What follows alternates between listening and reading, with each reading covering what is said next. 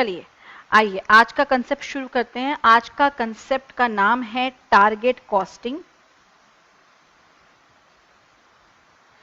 अगर मैं आज एक बिजनेस शुरू करने जा रही हूं, चला नहीं रही हूं, शुरू करने जा रही हूं बिजनेस, और मैं एक प्रोडक्ट को लॉन्च करके पहले मैन्युफैक्चर करके लॉन्च करूंगी फर्स्ट टाइम, मतलब कि पहले से मेरा कोई प्रोडक्शन लाइन इसका डेवलप्ड नहीं है, मैं आज फर्स्ट टाइम ये प्रोडक्ट लॉन्च करूंगी, बनाऊंगी और फिर लॉन्च करूंगी, बेचूंगी। पहले से इसकी कोई करंट प्रोडक्शन चलती हुई नहीं आ रही है, ठीक है। प्रोडक्ट का नाम है, मान लीजिए प्रोडक्ट XYZ। अब इस प्रोडक्ट के अंदर, XYZ प्रोडक्ट के अंदर मेरे को यह जानना है कि इस प्रोडक्ट का सेलिंग प्राइस क्या रखा जाए, क्योंकि मैं बेचने जा रही हूं मार्केट के अंदर। सेलिंग प्राइस के दो हिस्से होते हैं, कॉस्ट कितनी लग रही है, प्रॉफिट कितना चाह रहे हैं आप, ये दो पार्ट्स होते हैं। अब ट्रेडिशनली आप सेलिंग प्राइस कितना रखते हैं? देखिए, मान लीजिए मैंने ऐसे एक एस्टीमेट लगाया है कि भैया ये प्रोडक्ट XYZ को बनाने में 18 रुपए खर्च होंगे और 3 रुपए का मैं प्रॉफिट इच्छा रखती हूं, डिजायर करती हूं। तो 18 और 3 कितना हुआ? 21 रुपए। तो मैं 21 रुपए पे इसको बेचूंगी मार्केट में। दोबारा बोलती हूं, मैं ये प्रोडक्ट 18 रुपए में बनाने की सोच रही हूं, ये वर्ड को मैं दोबारा रिफाइन करना चाहूंगी। ये प्रोडक्ट की मैंने कॉस्ट को एस्टिमेट किया है। इस प्रोडक्ट के ऊपर जो जो फंक्शंस हम इस प्रोडक्ट में डालने वाले हैं, उन फंक्शंस को मैंने कॉस्ट असर्टेन करी है। क्या मतलब? जैसे अगर मैं मोबाइल फोन बनाने की सोच रही हूं, तो मोबाइल फोन में जितने ज्यादा फंक्शंस मैं डालूंगी, जितने ज्यादा उसकी फंक्शनैलिटी को बढ़ाऊंगी, उतनी ज्यादा उसमें कॉस्ट लगेगी। जितना ज्यादा उसको मैं टेक सेवी कर दूंगी, कंज्यूमर को ज्यादा फंक्शंस प्रोवाइड करवाऊंगी, तो मुझे भी तो उसको बनाने में खर्चा ज्यादा लगेगा। तो मैंने इस प्रोडक्ट की फंक्शंस को ध्यान में रखते हुए उन पे कॉस्ट को बांटा और मैंने एक अंदाजा लगाया कि 18 रुपए का खर्चा होगा, 3 रुपए का मुझको मुनाफा चाहिए, तो हेंस ये प्रोडक्ट 21 रुपए का मार्केट में बिकना चाहिए। मैं ये सेलिंग प्राइस फिक्स करके अपनी मार्केटिंग शुरू कर दूंगी। भाई 21 रुपए में प्रोडक्ट लॉन्च कर दिया हमने। क्या ये तरीके से मार्केट में सच में प्रोडक्ट बिक सकता है हमारा? Answer is no. इस तरह से आप प्रोडक्ट को नहीं बेच सकते हैं मार्केट में। कारण क्या, मैं आपको बताती हूं। आपने क्या एक बार भी पता लगाया कि कॉम्पिटिटर्स इसी तरह का प्रोडक्ट कितने में बेच रहे हैं? हो सकता है हमारे कॉम्पिटिटर्स यही प्रोडक्ट 21 रुपए में ना बेच के हमारे कॉम्पिटिटर्स यही प्रोडक्ट 19 रुपीस का बेच रहे हो। अगर कॉम्पिटिटर्स 19 रुपीस का बेच रहे हैं और हमें 3 रुपए का मुनाफा चाहिए, तो क्या आपको लगता है ये प्रोडक्ट 18 रुपए का बन सकता है? सेलिंग प्राइस के दो हिस्से होते हैं। इसे एक्स मान लूं, छोटे वाले बच्चों वाली बातें कर रही हूं। अगर सेलिंग प्राइस 19 रुपए है कॉम्पिटिटर्स का, ऑब्वियसली अगर कॉम्पिटिटर्स कोई चीज 19 रुपए की बेच रहे हैं, तो आप कैसे उसको 21 रुपए में बेच सकते हैं? और एक और चीज, कॉम्पिटिटर्स जो चीज बेच रहे हैं वो वही फंक्शंस, वही क्वालिटी, ड्यूरेबिलिटी, उसी की तरह का प्रोडक्ट बना के बेच रहे हैं, तभी उसे हम अपना कॉम्पिटिटर बोलते हैं। तो वो 19 रुपीज में बेच रहा है और हमें 3 रुपए का मुनाफा चाहिए बेचते वक्त, तो हमारे को ये प्रोडक्ट कितने में बनाना पड़ेगा? हमें तो ये प्रोडक्ट 16 रुपए में बनाना पड़ेगा। इसका मतलब इस 16 रुपए को बोला जाता है टारगेट कॉस्ट।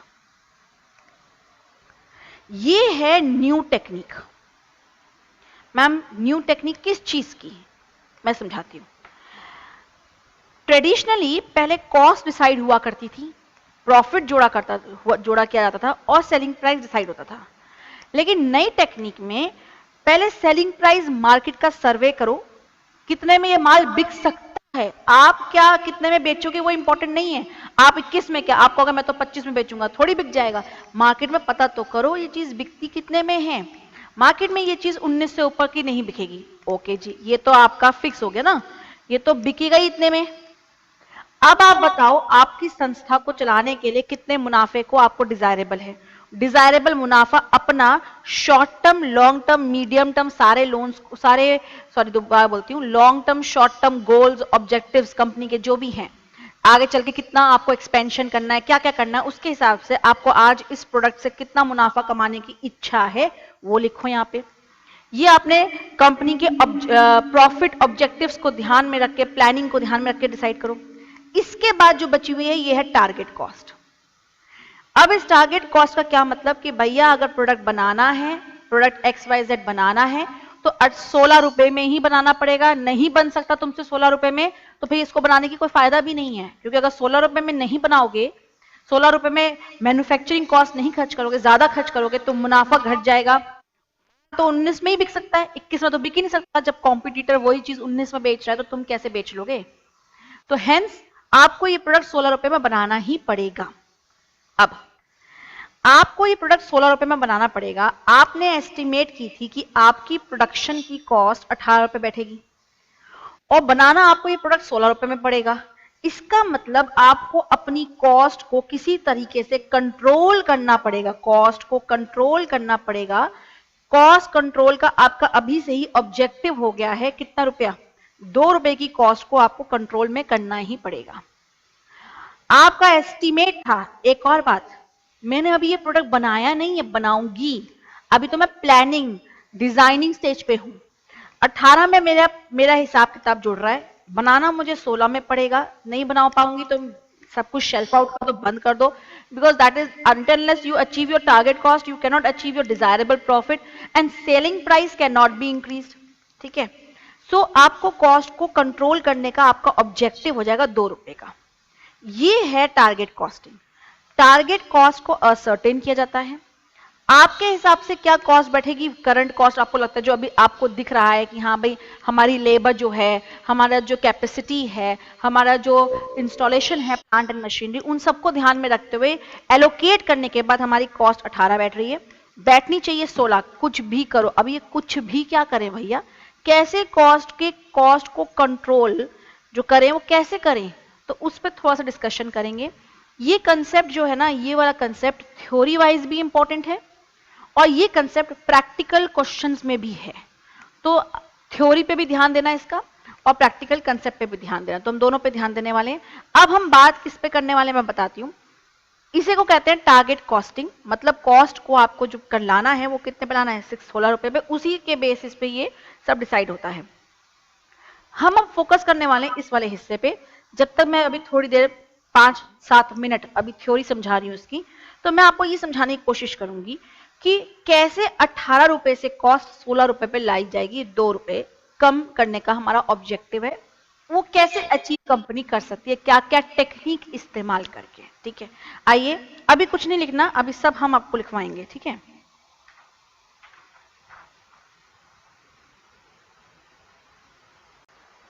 हाँ जी। अब कॉस्ट को हमें कंट्रोल करना है। ठीक है, कॉस्ट कंट्रोल ये हमारा ऑब्जेक्टिव हो गया है। अगर मैं आपसे पूछूं क्या कॉस्ट को कंट्रोल करना है तो आप कहेंगे ma'am it is a difference between, किस चीज का डिफरेंस है ये कॉस्ट कंट्रोल? जो आपकी करंट अभी आपकी कॉस्ट है, जितना आपको लगता है जो करंट कॉस्ट का आपका एस्टीमेट है, और जो आपको टारगेट कॉस्ट आपने असर्टेन करी है। टारगेट कॉस्ट कैसे असर्टेन की थी आपने? ऑब्वियसली सेलिंग प्राइस जो पहले से हमें पता है कि मार्केट में चल रहा है, माइनस डिजायर्ड प्रॉफिट। तो इस हिसाब से टारगेट कॉस्ट आ गई। करंट कॉस्ट आपकी, जैसे हमने एग्जांपल लिया था, 18 रुपए आप एस्टिमेट करके चल रहे थे, लाना आपको 16 रुपए पे है, तो आपका 2 रुपए का ये है कॉस्ट कंट्रोल ऑब्जेक्टिव। राइट, अब आगे सुनिए जरा इसको। अब ये कॉस्ट कंट्रोल ऑब्जेक्टिव कैसे काम करेगा वो देखिएगा। एक सेकंड, हाँ जी। अब ये कॉस्ट कंट्रोल कैसे अचीव होगा? कॉस्ट कंट्रोल को अचीव करने के लिए हम लोग, अब यहाँ पे ना थोड़ी थ्योरी है, 5 मिनट की थ्योरी है, बोरिंग सी लगेगी लेकिन सुन लीजिए, क्योंकि लिखने में यही सारे वर्ड्स इस्तेमाल होंगे। ठीक है, उसके आगे तो आपको ग्रामर यूज करनी है, वर्ड्स यही सारे इस्तेमाल करने हैं। अब ये जो कॉस्ट कंट्रोल है इसको अचीव किया जाता है वैल्यू मैनेजमेंट से। वैल्यू मैनेजमेंट में 2 हिस्से हैं, एक है वैल्यू इंजीनियरिंग, मैं सब समझा रही हूं, वीई बोलते हैं, और एक है वैल्यू एनालिसिस, VA, और इन दोनों को मिला के बोला जाता है वैल्यू को मैनेजमेंट। वैल्यू की मैनेजमेंट करके ही आप कॉस्ट को कंट्रोल करने का ऑब्जेक्टिव अचीव कर सकते हैं। अब ma'am what is value engineering and what is value analysis? तो अब मेरी बात ध्यान सुनिएगा। वैल्यू इंजीनियरिंग और वैल्यू एनालिसिस ये दो अलग तरीके हैं जिससे आप कॉस्ट को कंट्रोल करते हैं। कैसे कॉस्ट को कंट्रोल कर सकते हैं पहले वो सुनिएगा। पहले मैं इसको बताने की कोशिश करती हूँ वैल्यू एनालिसिस को। वैल्यू एनालिसिस को अगर आपको समझना है, यहां पे देखिएगा, अगर आपकी कंपनी में सपोज कोई प्रोडक्ट पहले से बनता आ रहा है, मतलब कोई एग्जिस्टिंग प्रोडक्ट है, थोड़ी देर के लिए आप लोग अब टारगेट कॉस्टिंग को भूल जाइए, ठीक है, थोड़ी देर के लिए टारगेट कॉस्टिंग को भूल जाइए। हम अब ये इंडिपेंडेंट कंसेप्ट्स को समझने की कोशिश करें। ये अपने में इंडिपेंडेंट कंसेप्ट है SCM का, value engineering and value analysis. मान लीजिए आपकी कंपनी में कोई प्रोडक्ट बन रहा है, बनता आ रहा है, वह एग्जिस्टिंग प्रोडक्ट है, बनता आ रहा है। मान लीजिए प्रोडक्ट का नाम है ABC। ABC प्रोडक्ट आपकी कंपनी बनाती आ रही है। एक सेकेंड, लाइटिंग, हाँ जी, आपकी कंपनी ये प्रोडक्ट बनाती आ रही है, ठीक है। कौन सा प्रोडक्ट? ABC प्रोडक्ट कंपनी बनाती आ रही है। अब इस प्रोडक्ट में डेफिनेटली आपने खूब सारे फंक्शंस दिए होंगे। अब एक प्रोडक्ट बना रहे हो आप, जैसे मैंने अभी मोबाइल फोन की बात की थी, आप कोई मोबाइल फोन बना रहे हो तो मोबाइल फोन में आप कई सारे फंक्शंस दे रहे होंगे। क्या वो सारे फंक्शंस कस्टमर को भी पसंद आते हैं? क्या कस्टमर उन सारे फंक्शंस को यूज करता है? हम कॉस्ट को कैसे कम कर सकते हैं? उसका बड़ा सिंपल तरीका है। कॉस्ट को अगर आपको कम करना है तो एक ही तरीका है। आप खर्चे कम करना चाहते हैं तो आपको प्रोडक्ट के अंदर फीचर्स भी कम देने पड़ेंगे। आप क्यों नहीं प्रोडक्ट में वो फीचर्स दें जो ज्यादा जनता को पसंद आए। अगर 100 लोगों का पॉपुलेशन है, 100 लोग आपका प्रोडक्ट खरीदते हैं, उसमें से 80%, 90% लोग जो ज्यादा फीचर्स चाहते हैं प्रोडक्ट के अंदर कि हाँ भाई ये तो होना ही चाहिए, बेयर मिनिमम इतना तो प्रोडक्ट के अंदर मिलना ही चाहिए, आप उन फीचर्स पे पैसा खर्च करें। और वो सारे फीचर्स, जिन फीचर्स के ऊपर आपका सिर्फ 10% या 20% कस्टमर ही खुश होता है, बाकी लोग तो यूज भी नहीं करते उन फीचर्स को, तो आप क्यों अपने प्रोडक्ट में डाल के उनकी कॉस्ट बढ़ाते हैं? जो फोन में आवाज तेज आए, जो फोन में मैसेजिंग व्हाट्सएप ठीक चले, इंटरनेट स्पीड सही हो, वो फोन ये 4-5 फीचर्स डाल के भी आप फोन को बेच सकते हो। वैसे तो हाई एंड फोन के अंदर तो पता नहीं भगवान जाने कितने फीचर्स होते हैं।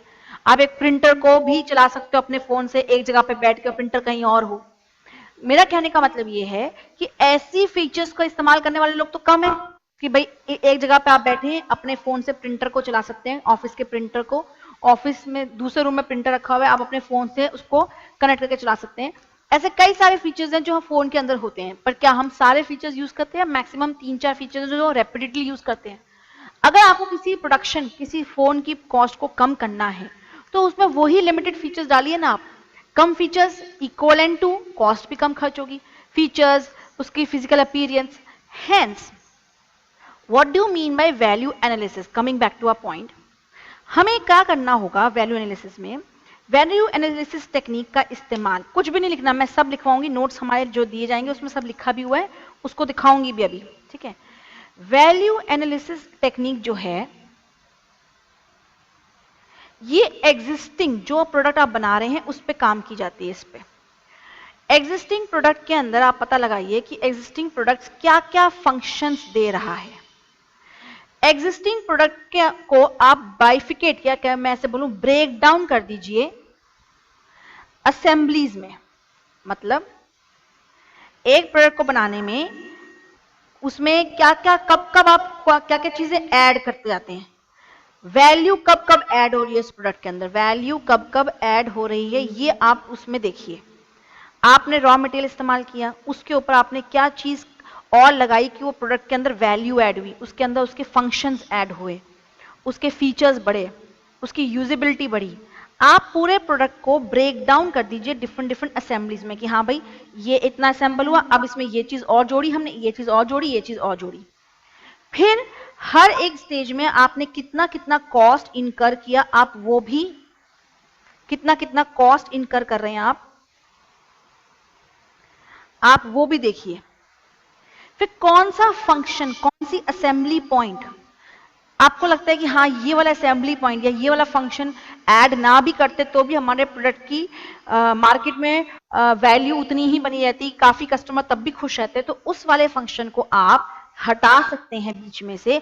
जिस फंक्शन को ऐड करने से, जिस वैल्यू को ऐड करने से प्रोडक्ट की डिमांड पे कोई मतलब कोई खास इजाफा नहीं हो रहा है, उस वाले फंक्शन को हटा दीजिए आप, क्योंकि उससे उसकी कॉस्ट जो उस पर इंकर हो रही है वो भी देखना पड़ता है। कॉस्ट ज्यादा इनकर कर रहे हो, फंक्शन उतना अच्छा फीचर उसमें उतनी अच्छी वैल्यू ऐड नहीं हो रही, तो हटाओ ना उस कॉस्ट को भी वहां से।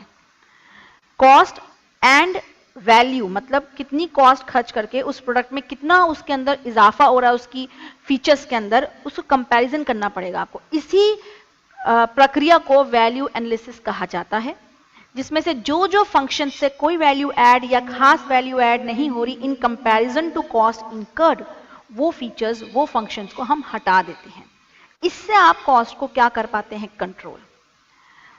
इनोवेटिव तरीके ढूंढने होते हैं प्रोडक्शन को करने के, सब्स्टिट्यूशन करना होता है, कौन सा रॉ मटेरियल लगाएं, क्या करें कि वैल्यू भी ऐड हो जाए, कॉस्ट भी कम इनकर हो जाए। इस तरह की value analysis, basically value analysis means cost कम खर्चो और वैल्यू ज्यादा ऐड हो जाए, ये एनालिसिस हमको करनी होती है।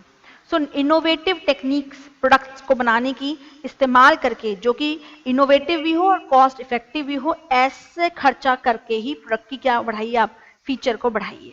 ठीक है, ये वैल्यू एनालिसिस है। अब हम ये सब क्यों पढ़ रहे हैं, हमें अपना मूल एम नहीं भूलना चाहिए। हमें अपनी कॉस्ट जो हमारी 18 रुपए थी उसको 16 रुपए पे लाना है, 2 रुपए से कम करना है। मैंने आपको कहा इसको अचीव करने का एक तरीका क्या है, वैल्यू मैनेजमेंट कीजिए। वैल्यू मैनेजमेंट में 2 टेक्निक का इस्तेमाल होता है, value engineering and value analysis. Value analysis का प्रयोग एग्जिस्टिंग प्रोडक्ट पे होता है जो आप ऑलरेडी बना रही हैं। इस चीज को समझने के लिए ऑलरेडी आपकी मैन्युफैक्चरिंग चल रही होती है।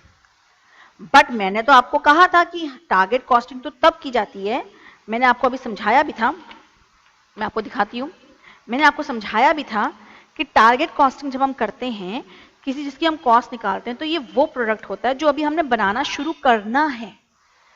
अभी तो हमारी वो डिजाइनिंग स्टेज पे पड़ा हुआ है प्रोडक्ट।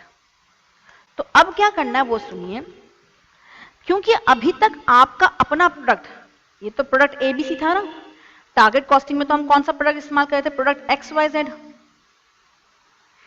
जो प्रोडक्ट आप बनाने जा रहे हैं उस प्रोडक्ट के ऊपर अभी तक आपने कोई प्रोडक्शन शुरू नहीं करी, अभी वो डिजाइनिंग स्टेज पर है, अभी वो कंसेप्चुअल स्टेज पर रहता है वुड से। अभी आपके दिमाग में सिर्फ एक कंसेप्ट है कि मैं ऐसा प्रोडक्ट बनाऊंगा। जब आपके दिमाग में अभी कंसेप्ट है, तो मैं इस वक्त कुछ बताना चाहती हूं कि कई सारी स्टडीज हुई हैं जिसमें ये कहा गया है कि पूरे एक प्रोडक्ट की लाइफ होती है, पूरे एक प्रोडक्ट की लाइफ होती है, इसे लाइफ साइकिल बोलते हैं, जो हम पढ़ेंगे। कंसेप्चुअल स्टेज से दिमाग में आइडिया आया कि हम प्रोडक्ट बनाएंगे, फिर डिजाइनिंग स्टेज, फिर प्रोडक्शन स्टेज, फिर उसका सेल स्टेज, फिर उसके बाद में उस प्रोडक्ट की एंड लाइफ एंड भी हो जाती है। हर जगह पे खर्चा होता है।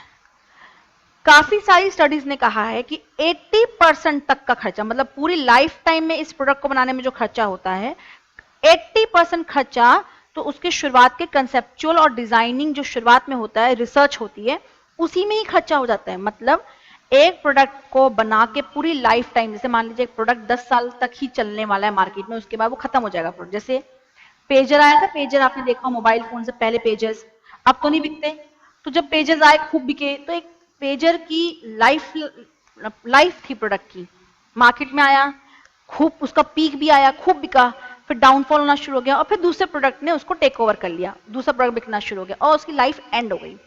तो पूरा लाइफ साइकिल में प्रोडक्ट को जो हम प्रोडक्शन वाले होते हैं वो खर्चा करते हैं, कंसेप्ट, रिसर्च, डेवलपमेंट, भाई रिसर्च भी की होगी कैसे चीज बनेगी, तो ज्यादा सा खर्चा उस लाइफ टाइम में, ज्यादातर खर्चा 80% खर्चा कंसेप्चुअल और डिजाइनिंग स्टेज पे ही हो जाता है। तो आपको यहीं पे ही कॉस्ट कंट्रोल कर लेना चाहिए। मतलब जो आपको कॉस्ट कम करने का टारगेट अचीव करना है, कॉस्ट कंट्रोल का जो आपको ऑब्जेक्टिव है, उसको आप शुरुआत में ही करिए। आप वैल्यू एनालिसिस किसी एग्जिस्टिंग प्रोडक्ट पे करके उसके बेसिस पे न्यू प्रोडक्ट के ऊपर वैल्यू इंजीनियरिंग करिए। वैल्यू इंजीनियरिंग कुछ नहीं है, वैल्यू इंजीनियरिंग का मतलब है वैल्यू एनालिसिस ही करना। मतलब नया प्रोडक्ट, वैल्यू दोबारा बोलती हूं, वैल्यू एनालिसिस जो प्रोडक्ट बन रहा है, उस जो बन चुका है, हमारा करंट प्रोडक्ट है, उस पे होता है। लेकिन वैल्यू इंजीनियरिंग कंसेप्ट जो है वो हमारा न्यू प्रोडक्ट्स पे होता है। अब न्यू प्रोडक्ट्स इफेक्टिवली बने, उसमें कॉस्ट ज्यादा इनकर ना हो, ये आप पहले कंसेप्चुअल स्टेज पे ही देख लीजिए। आप जब आपका प्रोडक्ट दिमाग में है, सिर्फ बना नहीं है, तभी देखिए कि कौन कौन से फंक्शंस, कौन कौन से मटेरियल, कौन कौन से प्रोडक्ट के अंदर एट्रीब्यूट्स देने से उसकी वैल्यू ऐड होगी और कॉस्ट कम खर्च होगी। वही सारे उस प्रोडक्ट में एट्रीब्यूट्स डालिए। ज्यादा मत डालिए कि आप भाई हर बंदा चाहेगा बहुत भर के दें, लेकिन उसमें कॉस्ट भी तो लग रही होगी हर चीज में, टाइम जा रहा है लेबर का, मशीन्स जाएंगी, टूल्स लगेंगी, इंस्टॉलेशन कैपेसिटी बढ़ानी पड़ेगी। ये सबको ध्यान में रख के आप शुरुआत में ही वैल्यू एनालिसिस कर लें। आई वुड लाइक टू से like this, what is value engineering? ये ऑफिशियल डेफिनेशन है। Value engineering is value analysis of a new product. नए प्रोडक्ट के ऊपर अगर आप वैल्यू एनालिसिस कर रहे हैं, अब नए प्रोडक्ट पे वैल्यू एनालिसिस करोगे तो ऑटोमेटिकली आपके पास डाटा तो एक्यूरेट होगा नहीं, तो आप एस्टिमेट्स ही कर रहे होगे। सो नए नए इनोवेटिव रॉ मटेरियल्स लाइए जिनसे कि कॉस्ट कम खर्च हो और प्रोडक्ट और वैल्यू ज्यादा ऐड हो, उसी को बोलते हैं वैल्यू इंजीनियरिंग। मैं वैल्यू इंजीनियरिंग और वैल्यू एनालिसिस के ऊपर अभी एक नोट लिखवाऊंगी। तो ये दोनों टेक्निक्स का इस्तेमाल करके अब वापस हम अपने टारगेट कॉस्टिंग पे आते हैं। हमें अपनी टारगेट कॉस्ट 18 से 16 पे लानी होती है, 2 रुपए पे। ठीक है, एक और आखिरी चीज बताना चाहती हूं जिसमें हमारा थ्योरी पोर्शन का समझाने का काम खत्म हो जाएगा। क्या? ये तो हमें समझ आ गया 2 रुपए अचीव कैसे होगा। ओके, अब एक छोटी सी चेतावनी है, फिर मैं जो नोट्स है उसमें से बताऊंगी। करंट कॉस्ट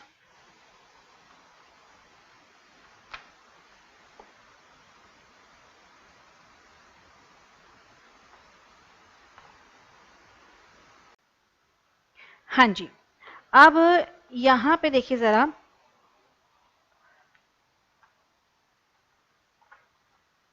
ये देखिए जरा, एक छोटी सी बात और बतानी है, फिर थियोरेटिकली टारगेट कॉस्टिंग में सब बता दिया जा चुका होगा और फिर हम प्रैक्टिकल क्वेश्चंस के ऊपर आएंगे। टारगेट कॉस्टिंग के अंदर एक स्टेप और है जो समझने वाला है। क्या? हमें कॉस्ट कंट्रोल करना होता है। हमारे वाले जैसे एग्जांपल के अंदर अगर हम देखें,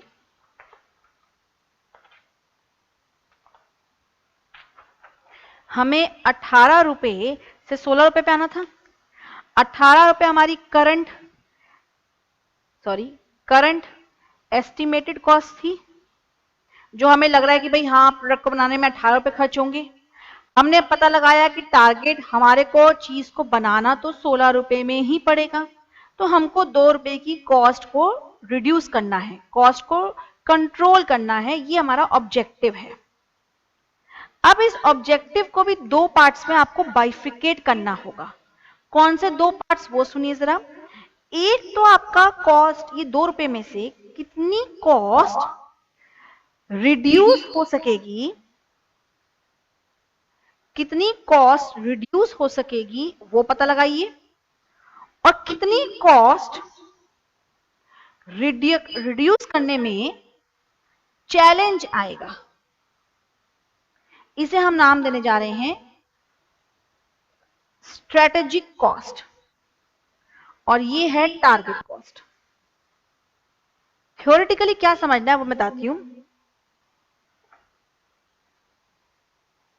यहां पे क्या समझना है, आपने तो बड़े आराम से कैजुअली बोल दिया कि मैम 2 रुपए हमें कॉस्ट कम करनी होगी वरना प्रोडक्ट बनाना बेकार है। अब ये 2 रुपए कॉस्ट कम करने के लिए मैंने आपसे कहा कि भैया वैल्यू एनालिसिस, वैल्यू इंजीनियरिंग सब इस्तेमाल कर लो, वैल्यू मैनेजमेंट करके देख लो कहाँ कहाँ कॉस्ट को कंट्रोल किया जा सकता है, कहाँ कहाँ अच्छा अच्छा रॉ मटेरियल, ये क्या बोलते हैं, new type of raw material use करके, new techniques, innovative techniques use करके वैल्यू भी ऐड हो जाए, कॉस्ट भी कम खर्च हो जाए, ऐसी ऐसी टेक्निक्स ढूंढ के कॉस्ट को करो ना कहीं तरह से कंट्रोल, कुछ कुछ फंक्शंस को गायब भी कर दो, जो नॉन वैल्यू एडिंग फंक्शंस हैं उन्हें हटाओ, जिससे कस्टमर को सेटिस्फेक्शन या कोई भी फायदा नहीं मिलता। आपने कहा मैम उस ये सब हम कर सकते हैं अचीव, लेकिन उससे 1.5 रुपए ही कम हो सकता है, आधा रुपया 50 पैसा, आधा रुपए का तो 50 पैसा, ये हम नहीं रिड्यूस कर पाएंगे, ये स्ट्रेटेजिक कॉस्ट है, ये हमारी इनबिल्ट कॉस्ट है, ये ऐसी कॉस्ट है जिसको हम चाह के भी कम नहीं कर सकते हैं, ये कॉस्ट रिडक्शन चैलेंज है, इसे हम कम करेंगे तो स्ट्रेटेजी, हमारी स्ट्रेटेजी पे प्रभाव पड़ेगा, हमारी कंपनी के ऑब्जेक्टिव गोल्स पे प्रभाव पड़ेगा। ऐसी भी कुछ देखो, it is very easy to say cost control कर लो, लेकिन कॉस्ट कंट्रोल करना is not easy, it is not an easy target, पूरी कॉस्टिंग इसी पर्पस पे है। तो जो कॉस्ट को कंट्रोल करने में चैलेंज आए, क्योंकि वो आपकी स्ट्रेटजी की कॉस्ट है, उसे बदलते ही पूरी स्ट्रेटजी ही बदल जाएगी, तो भैया ऐसी कॉस्ट को तो हम कम नहीं कर सकते, और जिस कॉस्ट को हम कम कर सकते हैं इसी को हम टारगेट कॉस्ट रिडक्शन बोल सकते हैं। टारगेट कॉस्ट तो बेटा 16 रुपए है, ये मैं टारगेट रिडक्शन कॉस्ट बोल रही हूँ, किस कॉस्ट को हम रिड्यूस कर सकते हैं, ये ऑब्जेक्टिव है और ये चैलेंज है। तो ये भी आपको आइडेंटिफाई करना पड़ेगा सो दैट कि आप अपने मैनेजमेंट में बता सकें कि सर ऐसा है, टारगेट कॉस्ट में हमारी ये कॉस्ट में हम लोग 2 रुपए में से 1.5 रुपए तो रिड्यूस कर पाएंगे, आधा पैसा नहीं रिड्यूस कर पाएंगे, 50 पैसा।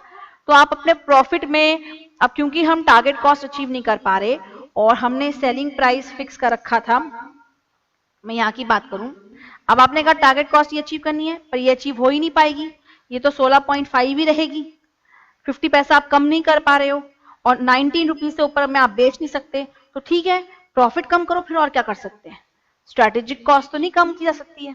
सो you have to identify, English में सुनेगा, you have to identify which cost you can reduce, control through value analysis, value engineering. Why am I saying reduce? What is the difference between cost control and cost reduction? जब आप planning stage पे, ध्यान सुनिएगा, जब आप planning stage पे नई नई टेक्नोलॉजी, नए नए तरीके से चीजों को बना के कॉस्ट को परमानेंटली कम कर देते हैं, उसे बोलते हैं कॉस्ट रिडक्शन। वेस्टेज ना हो, इनएफिशिएंसी ना हो, नुकसान ना हो, उसे बोलते हैं कॉस्ट को कंट्रोल करना, वेस्टेज ना हो प्रोडक्शन के दौरान, ये सब। तो दोनों चीजों को ध्यान में रख के आपको टारगेट कॉस्ट को अचीव करना होता है, तो हम इंटरचेंजेबली इसको यूज कर रहे हैं, ठीक है। ये आपका पूरा टारगेट कॉस्ट है, इसके बारे में मैं कुछ लिखवाना चाहती हूँ, पहले लिख लीजिए फिर नोट्स में जाएंगे, ठीक है। तो आप नोट्स थोड़ा सा लिखेंगे, अब हम लोग राइटिंग का काम टाइम आ रहा है थोड़ा सा, वैल्यू एनालिसिस, वैल्यू इंजीनियरिंग के बारे में, टारगेट कॉस्टिंग के बारे में, वैसे तो नोट्स में सब कुछ है लेकिन still we have to write it down. तो जरा लिखिए यहाँ पे, मैं स्क्रीन को एनलार्ज कर रही हूँ।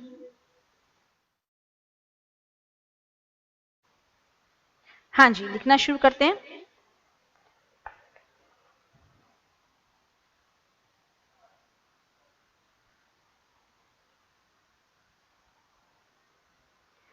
टारगेट कॉस्ट विजिबल हो जाएगा अभी, एक सेकेंड। टारगेट कॉस्ट लिखिए जरा इसके बारे में।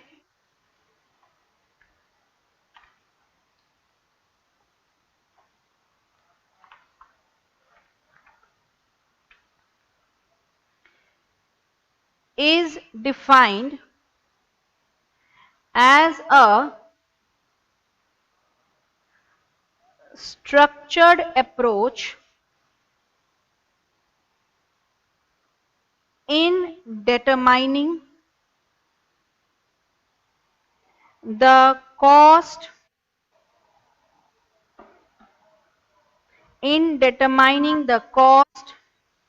at which a proposed product with specified functionality and quality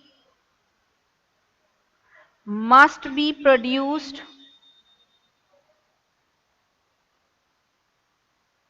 to generate a desired level of profitability at its anticipated selling price.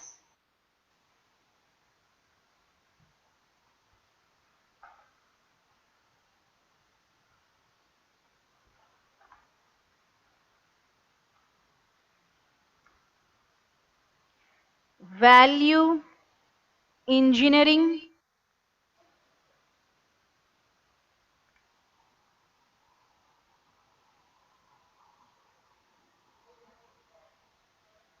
value engineering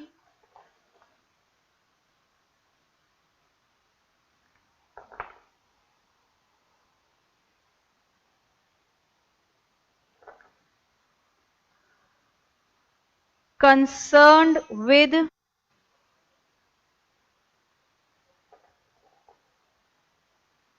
new products,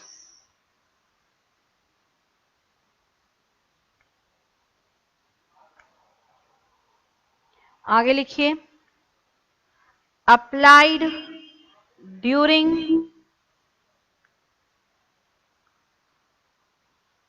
product development,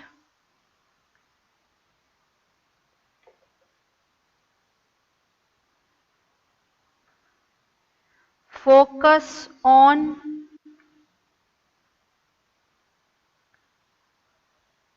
reducing cost,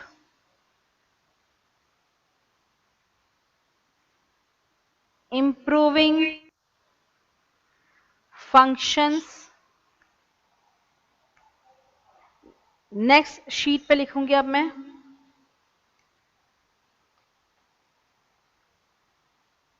लिख लीजिए इसको, मैं sheet change कर रही हूं।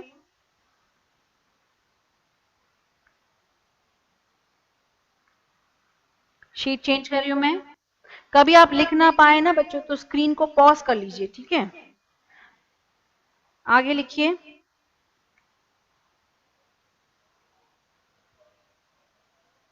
Based on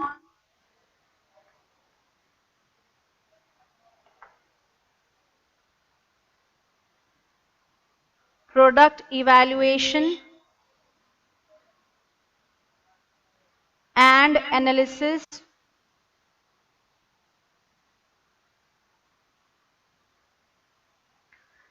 takes place, ये सब मैं एक बार रीड करके समझा रही हूं फटाफट, लिख लीजिए पहले। Before any capital is invested in tooling, plant and equipment,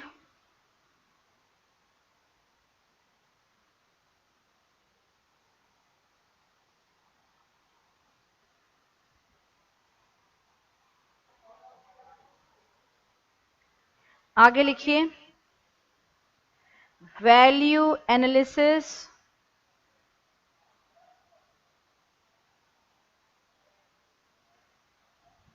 concerned with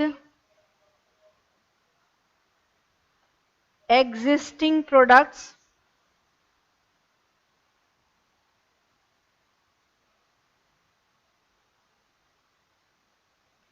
product is broken down and reviewed as number of assemblies, that is functions, cost are assigned to one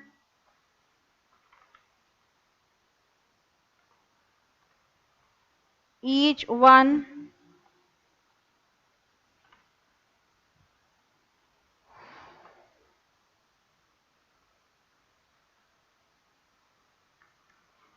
these functions.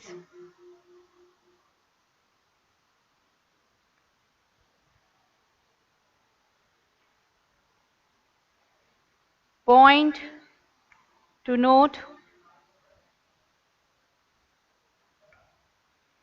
80% of product cost locked up in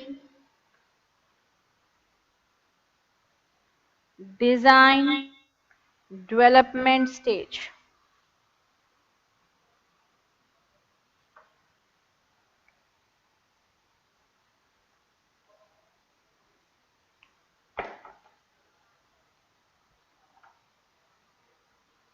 लिख लिया आप लोगों ने?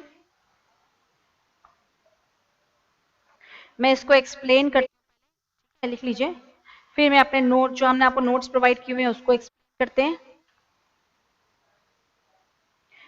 Target costing में देखो ऐसा ना, theory अब समझोगे, जितना सुनोगे उतना अच्छे से आपको वर्डिंग्स मिल जाएंगे पढ़ने के। जितने अच्छे से आप इसको, मैंने आपको जो भी एक्सप्लेन किया है, वैल्यू एनालिसिस वर्ड यूज किया है, वैल्यू इंजीनियरिंग वर्ड यूज किया है, value management, value engineering plus value analysis को वैल्यू का मैनेजमेंट बोलते हैं। इसी की मदद से आप कॉस्ट को कंट्रोल करके टारगेट कॉस्ट अचीव कर सकते हैं। ये पूरा लबोलबाब है। टारगेट कॉस्टिंग में स्टेप्स क्या क्या है वो भी आपको हमने बताया, मैं आपको बताती हूँ फिर से स्टेप्स को भी। पहले आपको जो लिखवाया है उसको एक बार रीड करके दिखा देती हूँ। कुछ नहीं है, सिंपल सा है। टारगेट कॉस्ट किसे बोलते हैं? टारगेट कॉस्ट का मतलब है कि ऐसी कॉस्ट को ढूंढना eight which propose product with a specified functionality and quality must be produced. ऐसी कॉस्ट ढूंढो जिससे कि आपको जो मुनाफा चाहिए वो भी मिल जाए और मार्केट में सेलिंग प्राइस जिस पे बिक सकता है उस पर बिक भी जाए। यही समझाया था मैंने आपको। मैं आपको दिखाती हूँ, एक सेकेंड। सिंपल सी बात है, बार बार वो सिंपल सी बात को हम बार बोल रहे हैं। आपका डिजायर प्रॉफिट भी आ जाए और जो मार्केट में एंटिसिपेटेड सेलिंग प्राइस है जिसको आपको मान के चल रहे हो कि इतने में ही बिक सकेगा, उस इसको ध्यान में रखते हुए टारगेट कॉस्ट आप असर्टेन करते हैं, उसे टारगेट कॉस्टिंग बोलते हैं। So target costing is defined as a structured approach in determining the cost at which proposed product, new product है ना, proposed product with specified functionality and quality must be produced to generate a desired level of profitability at its anticipated selling price। बोलने को ये बोलना चाह रहा है कि सेलिंग प्राइस जो आपको लगता है एंटीसिपेटेड मार्केट में चलेगा, जितने पे वो माल बिक सकता है, उसमें से जो भी आपको प्रॉफिट चाहिए वो माइनस कर दो। ये जो बचा हुआ है ये आपकी टारगेट कॉस्ट है, जिसमें आपको अपना प्रोडक्ट बनाना होगा उसी फंक्शनैलिटी के साथ जो आपने जितने पे कॉम्पिटिटर्स बना रहे हैं, लेकिन वैल्यू एनालिसिस करने के बाद कि हाँ भाई वैल्यू ऐड हो और कॉस्ट भी कम से कम खर्च हो, ऐसे इनोवेटिव नए नए रॉ मटेरियल तरीका मैन्युफैक्चरिंग का ढूंढ के लाओ ना। ठीक है। वैल्यू इंजीनियरिंग किसे बोलते हैं? वैल्यू इंजीनियरिंग जो कंसर्न है वो है न्यू प्रोडक्ट से, applied during the product development की स्टेज पे। फोकस किस पे रहता है? Reducing cost and improving functions. ठीक है। फिर based on product evaluation and analysis takes place before any capital is invested in tooling, plant and equipment। Value analysis जो है वो कंसर्न्ड है एग्जिस्टिंग प्रोडक्ट से। प्रोडक्ट को डिफरेंट डिफरेंट फंक्शंस असेंबलीज में तोड़ दिया जाता है कि हाँ भाई इस स्टेज पे वैल्यू ऐड हो रही है, फिर इस स्टेज पे ऐड हो रही है, फिर इस स्टेज पे ऐड हो रही है। फिर आप देखते हो कि जो वैल्यू ऐड हो रही है और जितना हम खर्चा कर रहे हैं क्या वो जायज खर्चा है या नहीं है, या खर्चा ज्यादा है, वैल्यू कम ऐड हो रही है तो हटा दें क्या इस खर्चे को हम और वैल्यू को भी। तो इस तरह से वैल्यू एनालिसिस किया जाता है। पॉइंट टू बी नोटेड, 80% खर्चा जो एक प्रोडक्ट के लाइफ साइकिल में होता है वो डेवलपमेंट स्टेज पे ही हो जाता है, ऐसी कई सारी स्टडीज ने बताया है। तो हमारे को वैल्यू टारगेट कॉस्टिंग शुरुआत में ही हम जो कर सकते हैं, कॉस्ट को कंट्रोल मैक्सिमम कर सकते हैं। अब हमने जो आपको नोट्स दिए उस पर देखिए जरा, उस पर आते हैं फटाफट, उसको भी फिनिश कर लेते हैं। देखिए जरा, फुल स्पीड पे रीडिंग करनी है, बाद में खुद कुछ मत रीड कीजिएगा, आप जो मैं रीड करवा रही हूँ उसी को रीड कीजिएगा।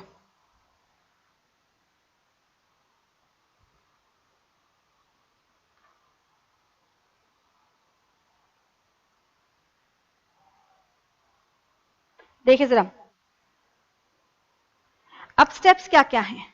स्टेप्स ये शॉर्टकट में स्टेप्स हैं और ये डिटेल में है। अब डिपेंड करेगा कितने मार्क्स का क्वेश्चन आ रहा है, उसके हिसाब से शॉर्टकट में लिखना है। मोटा मोटा यही है कि भाई मार्केट में सेलिंग प्राइस क्या चल रहा है वो पता लगा लो, प्रॉफिट आपको क्या कमाना है वो पता लगाओ, फिर उसके बाद देखो कि क्या टारगेट कॉस्ट, कितने में प्रोडक्ट बन जाना चाहिए, फिर देखो कि आपका एस्टिमेट क्या चल रहा है, कितने में बनेगा।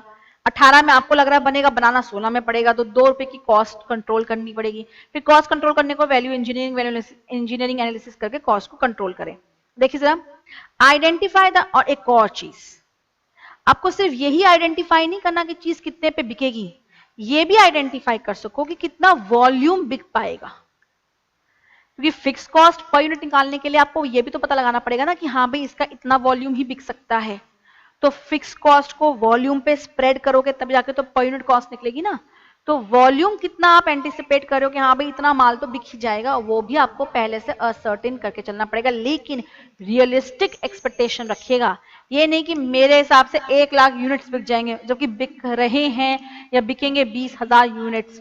या आप थोड़ा इसमें पेसिमिस्टिक की साइड पे ही चलना ही बेटर रहता है, ना कि बहुत ज्यादा ऑप्टिमिस्टिक होके। हर बिजनेसमैन का यही आउटलुक होना चाहिए। Target costing is defined as a structured, sorry steps पे आते हैं पहले।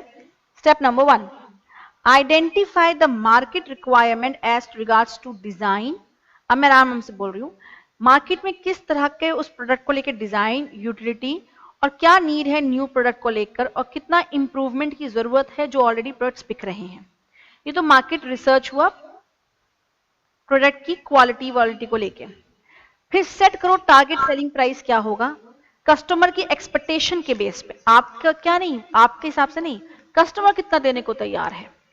सेल्स को फोरकास्ट करो कि इतने सेलिंग प्राइस पे आप कितने यूनिट्स बेच पाएंगे। Set the target production volume based on the relationship between the price and volume. Establish the target profit margin, कितना मार्जिन आपको चाहिए, सेलिंग प्राइस फिक्स कर लिया, profit margin based on the company's long-term profit objective, projected volume and course of action etc. Set the target cost. अब आपने पता लगा लिया कि हाँ भाई मार्केट में चीज 19 की बिकेगी, 3 रुपए मुझे मुनाफा चाहिए, तो 16 रुपए का हमको टारगेट कॉस्ट हमारी आ गई। आगे सुनिए, इसके बाद आप टारगेट कॉस्ट फिक्स कर लेते हैं। अलाउएबल कॉस्ट मतलब इतने में ही माल बन जाना चाहिए। Determine the current cost of producing the new product based on the available resources and condition. Estimate करो कि क्या करंट कॉस्ट खर्च होगी। फिर कॉस्ट रिडक्शन का टारगेट बनाओ कि भाई करंट कॉस्ट आपको लग रहा है 18 खर्च होगी, खर्च करनी पड़ेगी 16, तो भाई ये दोनों का फर्क आ गया।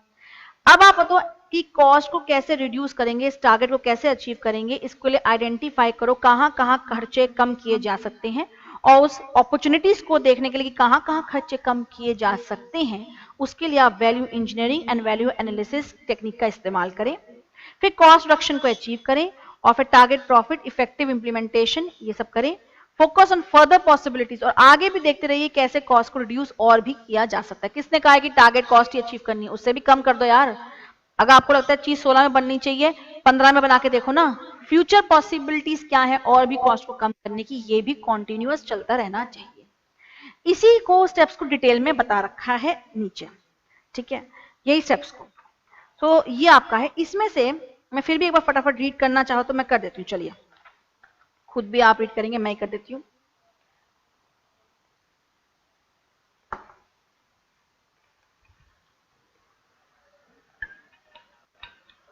Steps in target costing. Target costing is, यहां से आते हैं। Step 1, customer product design specification. Customer के पास जाके प्रोडक्ट का डिजाइन स्पेसिफिकेशन पता करो, मार्केट में चीज के किस तरह की बिक्री, यही स्टेप्स को बेटा डिटेल में बता रखा है, ठीक है। कॉम्पिटिटर के प्रोडक्ट्स को पता करो, पुराने जो प्रोडक्ट बिक रहे हैं उसमें कुछ और फर्दर कस्टमर्स को और चाहिए जो हम दे पाए और अभी मार्केट में नहीं आया, उससे तो कोई अच्छी बात ही नहीं हो सकती है। Step 2 and 3 most important, market पता करो चीज कितने की बिक सकती है और क्या प्रोडक्शन वॉल्यूम होगा, ठीक है। फिर इसके बाद यहां जाइए, कॉम्पिटिटर्स क्या प्रोडक्ट यूटिलिटी प्राइस वॉल्यूम दे रहे हैं। फिर इसके बाद in the view of competition elasticity of demand firm has to forecast the price volume relationship with reasonable certainty. मतलब ऐसा नहीं कि हवा की बात बोलो, सर्टेनिटी से कितना बिक सकता है वो बताओ। Hence the target selling price is the market driven. Selling price आपके हिसाब से नहीं, मार्केट में कितना चल सकता है सेलिंग प्राइस उसके हिसाब से, ये लाइन इंपॉर्टेंट है। And should encompass realistic reflection of the competitive environment. ठीक है, ये हैवी लोड शब्द लिखे हुए, मोटी मोटी बात वही है। टारगेट वॉल्यूम सेट करिए, फिक्स कॉस्ट, कॉस्ट को पता लगाइए कितना कॉस्ट आपकी कंपनी में फिक्स कॉस्ट है और उसे आप अपना प्रोडक्शन लेवल पे बांट दीजिए तो पर यूनिट फिक्स कॉस्ट भी आ जाएगी। अब आप प्रॉफिट कितना चाहते हैं वो देखिए, टारगेट प्रॉफिट क्या आप रखना चाहते हैं अपने कंपनी के short term and long term goals क्या हैं, ऑब्जेक्टिव्स क्या हैं। फिर आप सेट करेंगे टारगेट कॉस्ट। कैसे सेट करेंगे? सेलिंग प्राइस जो आपने मार्केट को ध्यान में रख के रखा है, जो आपका डिजायर्ड प्रॉफिट है उसको माइनस करने के बाद आपकी टारगेट कॉस्ट आ जाएगी। फिर टारगेट कॉस्ट जो है उसे अलाउएबल कॉस्ट भी बोलते हैं। फिर उसके बाद करंट कॉस्ट पता लगाइए कि कितना अभी आपको करंट रिसोर्सेज, करंट जो आपके पास जितना भी सेटअप है उसके हिसाब से आप कितने में बना पाएंगे।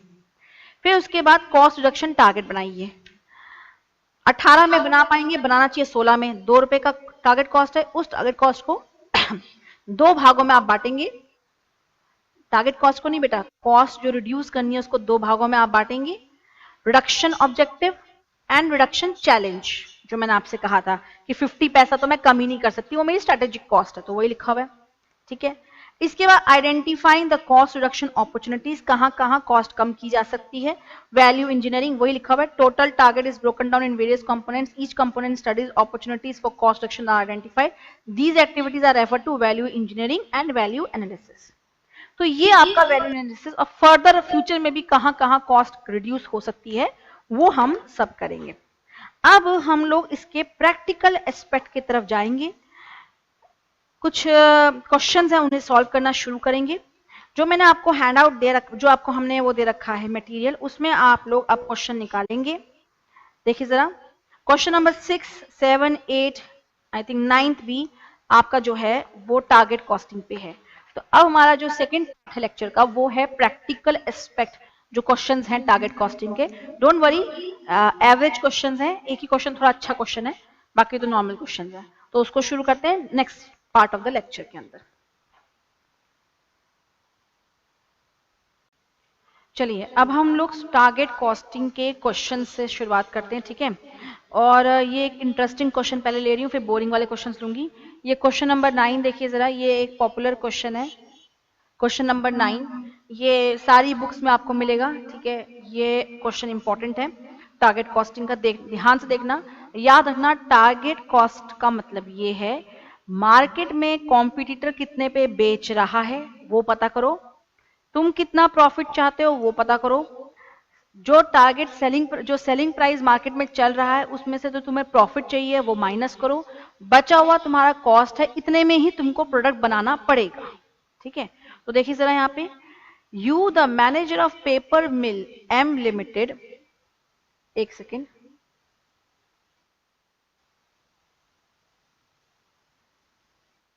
You the manager of paper mill M limited, आप खुद कौन है? मैनेजर हैं पेपर मिल के, and have recently come across a particular type of paper which is being sold at substantially lower rate by another company ABC Limited.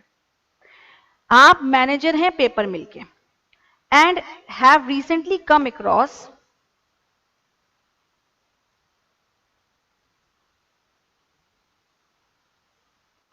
दोबारा देखिए please, हाँ जी, आप मैनेजर हैं पेपर मिल के और आप अभी आपको एक पेपर के बारे में पता चला है जो आपका कॉम्पिटिटर भी बेचता है, ठीक है, लेकिन वो काफी कम रेट पे बेच रहा है, विच इज वेरी इंपॉर्टेंट, क्योंकि अगर कोई कॉम्पिटिटर कम रेट पे बेच रहा है तो आपको भी कम पे ही बेचना पड़ेगा, इसमें तो ऑब्वियस है। The value chain for 1 of the ton of such paper for ABC Limited is as follows. 1 ton paper की वैल्यू चेन ये है। अच्छा, आप कौन सी कंपनी को बिलोंग करते हैं? एम लिमिटेड को। आपका कॉम्पिटिटर कौन सी कंपनी को बिलोंग करता है? एबीसी लिमिटेड को। एबीसी लिमिटेड अपना बनाया हुआ माल मर्चेंट को बेचता है, मर्चेंट प्रिंटर को बेचता है, प्रिंटर से ये माल कस्टमर तक जाता है। ये वैल्यू चेन एनालिसिस है जो कॉम्पिटिटर की है।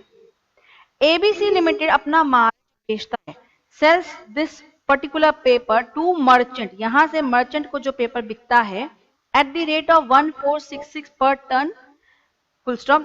ABC Limited pays for the freight which amounts to 30 rupees per ton. ABC limited अपना माल मर्चेंट को बेचता है, फिर मर्चेंट आगे प्रिंटर कस्टमर को जाता है। एबीसी खुद ये पेपर कितने में बेच रहा है? 1460 सेलिंग प्राइस है ये। एबीसी इस सेलिंग प्राइस को अर्न करता है, लेकिन से माल को भेजने में फ्रेट का खर्चा होता है 30 रुपया per ton. Average return allowances amount to 4% of sales and approximately equals to 60 rupees per ton. Normally averagely, average का मतलब होता है नॉर्मल। नॉर्मल है तो वो तुम्हारे साथ भी होगा, मेरे साथ भी होगा। तो नॉर्मली जो पेपर वापस आ जाते हैं, रिटर्न्स आ जाते हैं, खराब निकलता है माल, अलाउंसेस देना पड़ता है, डिस्काउंट देने पड़ते हैं, वो करीबन 60 रुपए के बैठ जाते हैं। मतलब 60 रुपए का माल वापस आ जाता है, नुकसान है हमारा 60 रुपए का, ठीक है। The value chain of your company through विच, अब हम अपनी कंपनी की बात कर रहे हैं। The value chain of your company through which paper reaches the ultimate customer similar to that of ABC. However, हमारा भी वैसा ही है जैसा ABC का है, मतलब हम भी प्रिंटर, हम भी पहले मर्चेंट को ऐसे से बेचते हैं, लेकिन however your mill does not sell directly to merchant, हम डायरेक्टली मर्चेंट को नहीं बेचते हैं। The latter receiving the paper, letter मतलब मर्चेंट, मर्चेंट को पेपर रिसीविंग, दोबारा बोलती हूँ, द लेटर, लेटर का मतलब होता है जो चीज बाद में लिखी हुई है उसकी बात हो रही है। The letter receiving the paper from huge distribution centre maintained by your company, मतलब आपकी कंपनी एम लिमिटेड है, आप सीधा मर्चेंट को नहीं बेचते हैं, बीच में एक ह्यूज डिस्ट्रीब्यूशन सेंटर भी रखा हुआ है। पहले आप इस सेंटर को भेजते हैं, फिर यहां से मर्चेंट को माल जाता है, जबकि एबीसी लिमिटेड का सीधा मर्चेंट को माल बेचता है वो, और वो कितने में बेचता है? 1466 रुपीज में बेचता है वो। आगे पढ़िए जरा, इस लाइन को मैं दोबारा पढ़ देती हूँ। The value chain of your company through which the paper reaches the ultimate customer is similar to that of ABC limited. However, your mill does not sell directly to the merchant, the latter receiving the paper from huge distribution center maintained by your company at Haryana. Shipment cost from mill to distribution center amounts to 11 रुपए, मतलब M limited से यहां तक माल भेजने पे 11 रुपए खर्च होते हैं आपके खुद के। आगे, while the operating cost in distribution center have been estimated to be 25 रुपया, 25 रुपया खर्चा यहाँ पे होता है, खर्च डिस्ट्रीब्यूशन सेंटर पे सारा ऑपरेशन करने में, सारा जो वहां पे ऑपरेटिंग एक्टिविटीज हो रही हैं। उसके बाद the return on investment, return on investment मतलब ROI, profit required by distribution centre for investment made amounts to estimated ₹58 per ton, मतलब डिस्ट्रीब्यूशन सेंटर को खुद आरओआई जो कमाना है, क्योंकि ह्यूज डिस्ट्रीब्यूशन सेंटर पे आपने काफी लागत कर रखी है, तो उसके ऊपर आपको जो रिटर्न चाहिए वो 58 रुपीज की चाहिए चाहिए। क्वेश्चन कहाँ जा रहा है? अभी तो मुझे इतना ही समझ आया है कि हमारा कॉम्पिटिटर माल बेचता है इतने में, उसको वहां से कुछ माल वापस भी आ जाता है, रिटर्न भी हो जाते हैं, नॉर्मली हो जाते हैं, नॉर्मल है मतलब हमारा भी होता है ऐसा, लेकिन हम सीधा मर्चेंट को नहीं बेचते माल, हमारा माल बिकने में बीच में एक ह्यूज डिस्ट्रीब्यूशन सेंटर है, जिसको चलाने में भी खर्चा होता है, जिसके वहां माल भेजने में भी खर्चा होता है, जिसको खुद को प्रॉफिट कितना कमाने की जरूरत है, क्योंकि यहाँ पे ह्यूज इन्वेस्टमेंट्स हो रखी हैं। आगे पढ़ते हैं, अब क्वेश्चन हमसे क्या चाहता है, देखिए जरा। इसके बाद लिखा हुआ है the return on investment required by the distribution centre for investment made amounts to 58 हो चुका है। You are required to compute, आपको क्या कंप्यूट करना है? Mill manufacturing target cost, Hindi में बताइए इसका क्या मीनिंग? मिल से जब माल निकलता है, मिल से जो माल निकलता है, मिल में मैन्युफैक्चरिंग टारगेट कॉस्ट क्या होनी चाहिए, मतलब पेपर कितने रुपए में बन जाना चाहिए, ये पता लगाओ। ओके, अभी पता लगा देते हैं। For this particular paper for your company you may assume that the return on investment expected by your company equals to 120 रुपया per ton on such paper, मतलब इस पेपर पे खुद एम लिमिटेड कितना मुनाफा कमाना चाहती है? 120 रुपया। ये क्वेश्चन है, क्वेश्चन आपके पास भी मौजूद है, ठीक है। अब मैं इसका एक चार्ट में समझाती हूँ और फिर मैं निकालती हूँ क्वेश्चन क्या हमसे चाह रहा है।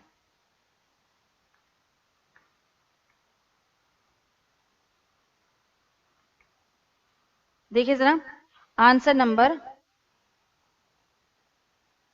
9। क्या होता है कि जो एबीसी लिमिटेड थी, पहले मैं उसकी बात करती हूँ, वो सीधा मर्चेंट को माल बेचती थी। ये हमारा कॉम्पिटिटर है, तो जो कॉम्पिटिटर सेलिंग प्राइस रखेगा हमको भी वही सेलिंग प्राइस रखना पड़ेगा। ये माल बेचती है ₹1466 पर यूनिट पे। माल बेचने के बाद फ्रेट का खर्चा जो है वो एबीसी लिमिटेड ही उठाती है, जो करीबन क्वेश्चन में दे रखा है 60 rupees per ton. No no no sorry, 30 rupees per ton, sorry. साथ में कुछ रिटर्न्स और अलाउंसेस, मतलब कुछ माल वापस आ जाता है, कुछ हम डिस्काउंट दे देते हैं, वो सब मिला के भी हमारा नुकसान जो हो जाता है वो 60 रुपए पर टन है। अब आगे क्या होता है, ये वैल्यू चेन हमारी भी है, मतलब हम भी मर्चेंट को माल बेचते हैं, लेकिन हमने बीच में एक डिस्ट्रीब्यूशन सेंटर भी रखा हुआ है। हम एम लिमिटेड है, हम पहले माल भेजते हैं ह्यूज डिस्ट्रीब्यूशन सेंटर कोई है उसको, जो हरियाणा में सिचुएटेड है, और यहां से माल जाता है मर्चेंट को।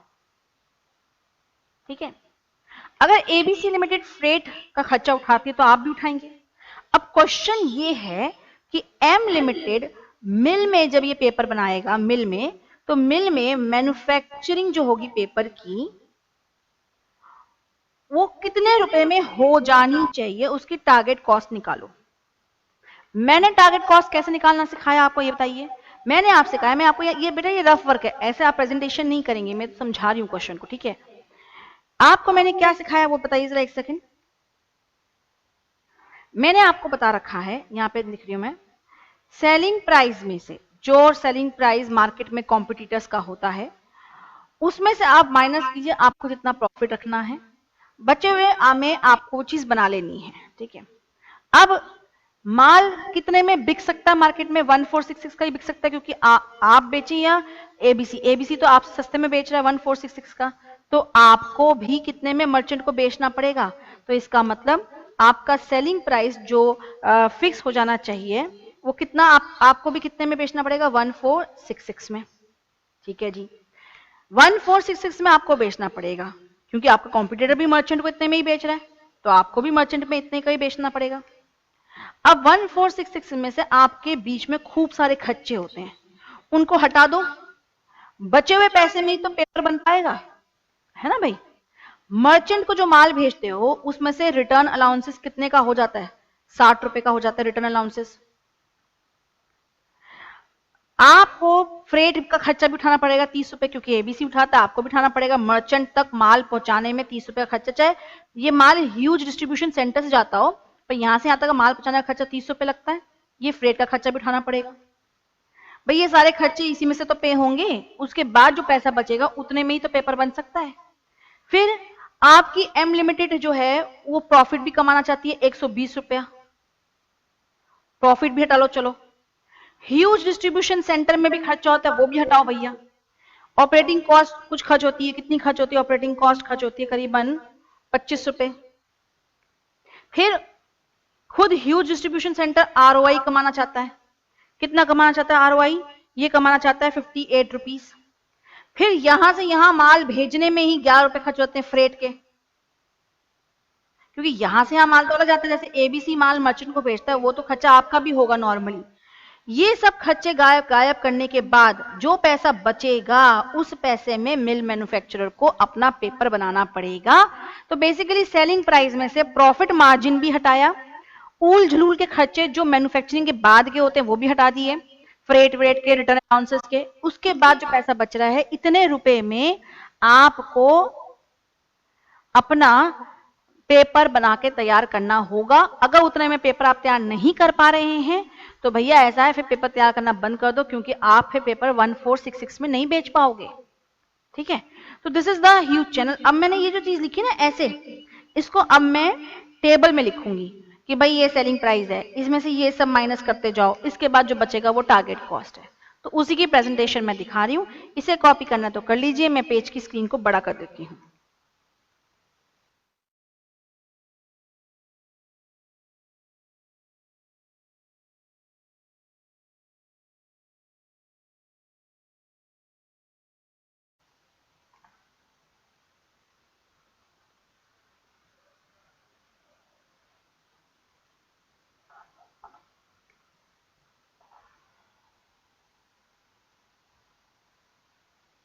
हाँ जी, शुरू करें।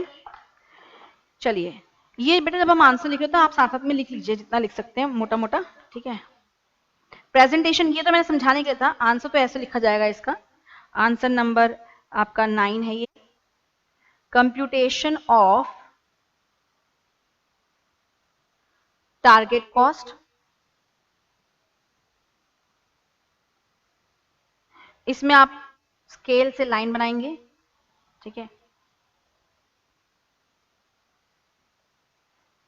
जो भी आप कंप्यूटेशन कर रहे हैं वो पर टन कर रहे हैं और इन रुपीस में कर रहे हैं। अमाउंट, पर्टिकुलर्स, शुरू करते हैं इसमें। एबीसी लिमिटेड, हम तो एम लिमिटेड है, लेकिन एबीसी लिमिटेड का जो सेलिंग प्राइस है वही हमारा सेलिंग प्राइस रहेगा। So selling price to merchant कितना है आपका, प्रेजेंटेशन है ये खाली, 1466 रुपीज। इसमें से हम लेस करेंगे फ्रेट। लेस क्यों कर रहे हैं, क्या हमें नहीं बियर करना, हमें भी बियर करना है ना।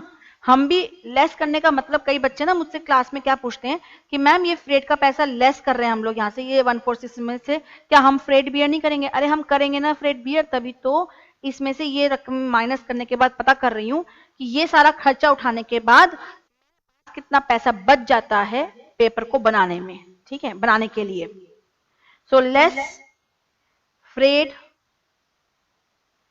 पेड बाय एबीसी लिमिटेड, कितना पे करता है वो मर्चेंट तक पहुंचाने के लिए हमको भी पे करना पड़ेगा, क्योंकि हमारा मर्चेंट के पास पेपर जाता है ह्यूज डिस्ट्रीब्यूशन सेंटर से, उसको भी वही पैसा खर्च करना पड़ेगा जो एबीसी खर्च करता था। लेस कुछ पेपर वापस आ जाते हैं, वो नुकसान है, अलाउंसेस एंड रिटर्न्स, वो करीबन आपका 60 रुपए का हो जाता है। आप चाहो तो ये लेस वाले फिगर्स इनर कॉलम में भी लिख सकते थे, ठीक है। लेस हमारा एम लिमिटेड ना, एम लिमिटेड का जो प्रॉफिट मार्जिन है, जो कितना कमाना चाहता है, प्रॉफिट मार्जिन लिख लो, रिटर्न ऑन इन्वेस्टमेंट, जो भी वर्ड वो यूज करें वो लिख लीजिए, ₹120।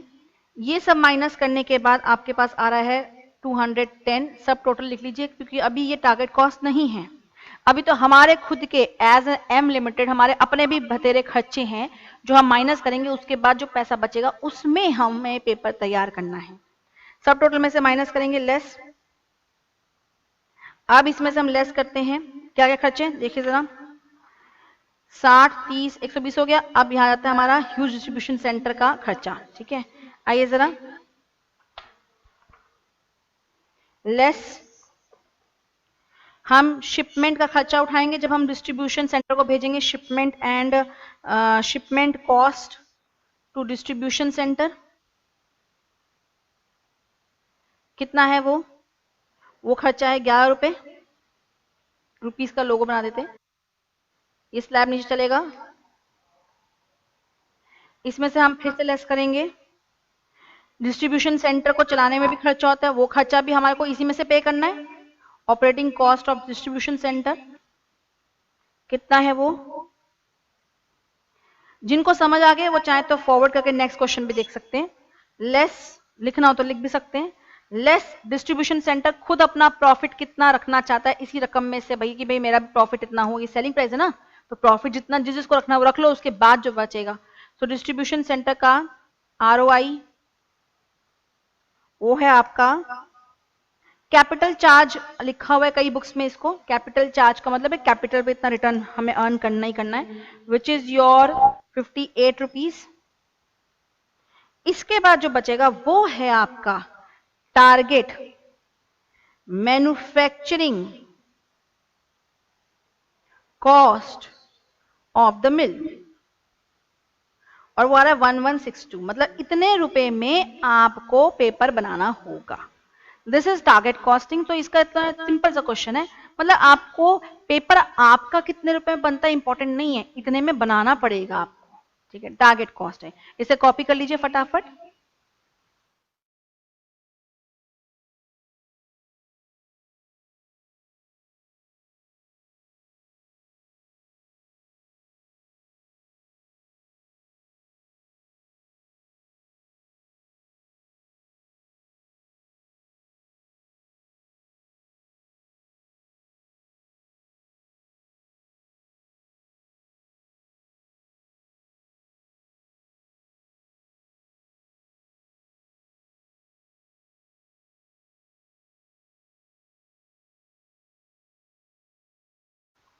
जल्दी से कॉपी कीजिए, फिर नेक्स्ट क्वेश्चन पे जा रहे हैं। मैं स्क्रीन को अब हटा रही हूं। अगर आपने कॉपी नहीं किया तो पॉज करके कॉपी कर लीजिए और हम नेक्स्ट क्वेश्चन पे अब जा रहे हैं।